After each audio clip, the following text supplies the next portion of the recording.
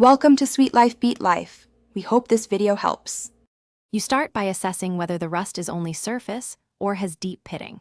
Once done, scrape loose flakes with a wire brush and use 0000 steel wool for stubborn spots. This removes scale so cleaners can work.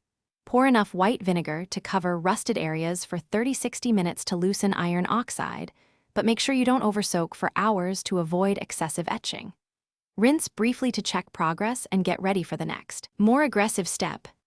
Once the vinegar has loosened rust, scrub the area thoroughly with steel wool or a stiff brush. You remove oxide down to bare metal. Make sure to sprinkle baking soda over the cleaned surface to neutralize any acid residue. Scrub again and rinse. Dry the skillet instantly, towel then a low burner or 250 degrees oven for 10 minutes to prevent flash rust.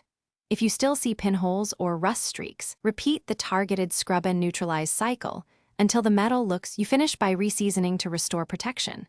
Apply a very thin coat of oil all over, wipe away excess until it looks nearly dry, then bake upside down at 425 degrees for 1 hour to polymerize the oil into a hard layer.